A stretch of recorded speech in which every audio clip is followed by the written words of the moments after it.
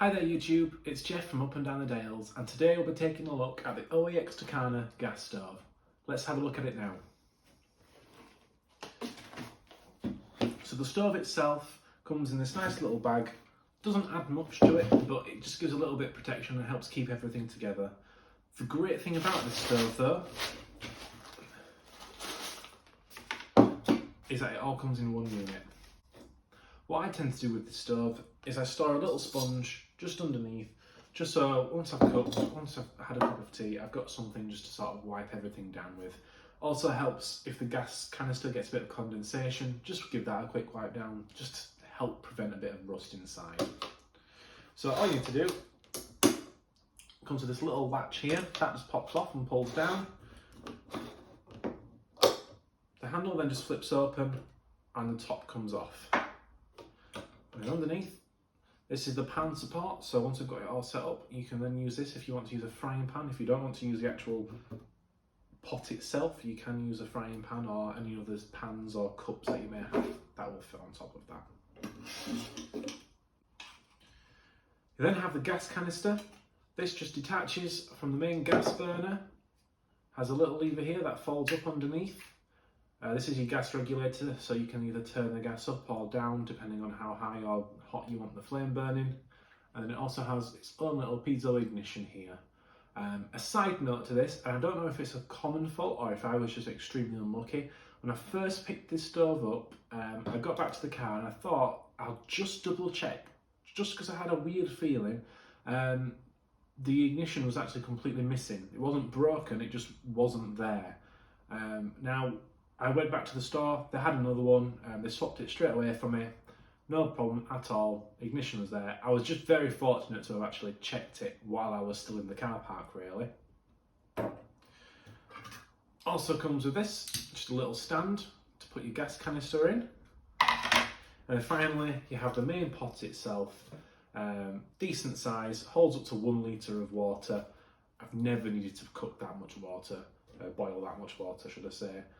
I tend to use this for boiling the bag meals or cups of tea, cups of coffee. You can cook inside this if you wanted to make some sort of stew or something like that, but as far as I'm concerned, I'm using this to boil water and not much else really. So, how does it all fit together? Obviously the little stand here, gas canister can just plug straight into the stand.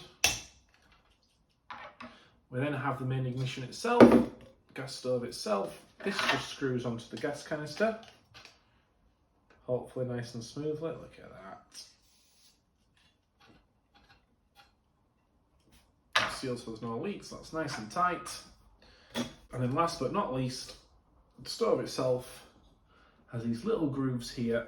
So you line them up and twist, then that's locked in, that's not going anywhere. So, it's fantastic. This little pot goes on top. If you want, pull that over it just to stop it from sort of rattling around if you're boiling some water, stop the lid falling off, and just leave it. So this stove boils water real quickly and quite efficiently as well. It takes anywhere between 3 to 5 minutes to get the water onto a rolling boil depending on the conditions, which for the price of this stove I think is incredible. I picked this up from Go Outdoors. I'm not sure if you can get it in many other places. I've only looked at Go Outdoors. It cost about £45. I don't think that's a bad price. I compare this to one of the Jetboils and they can go anywhere between 80 to 120, 130 pounds and it does the exact same thing.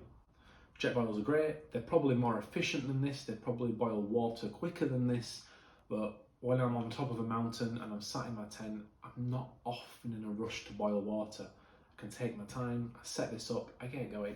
And I don't think 3 to 4 or 5 minutes is bad at all anyway. So to attach it, the pot just twists and comes off. And then here is the pan support.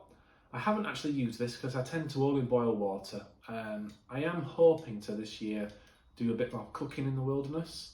And if so, this will just work great. This just sort of slots in. Let's see this all lined up. And they just slot into place like that. That's not going anywhere.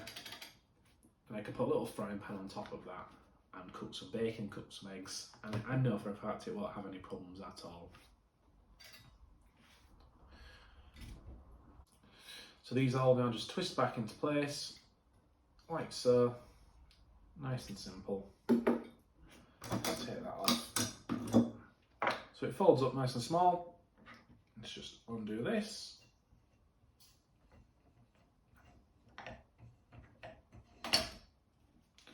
As I say, this little gas regulator here just flicks up underneath.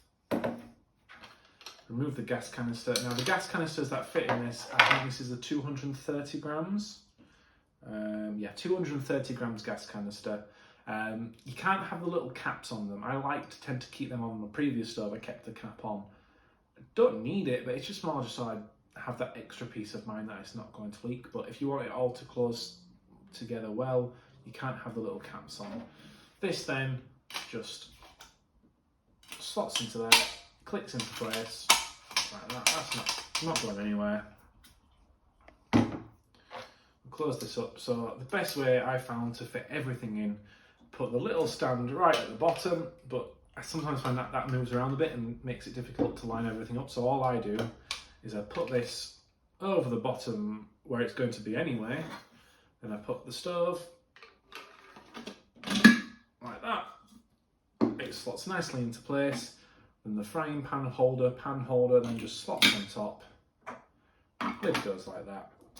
And closes all together nice and easily.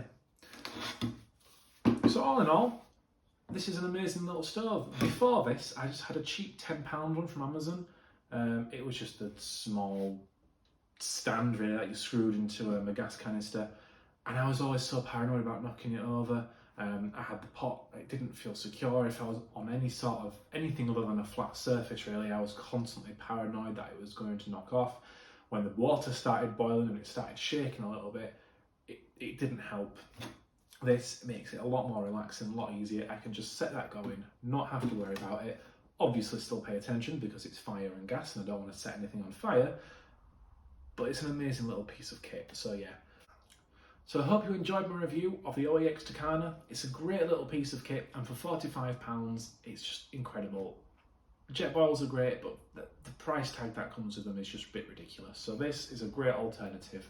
If you did like the video, please hit that like button, and don't forget to subscribe to stay up to date with all my latest videos that will be coming soon.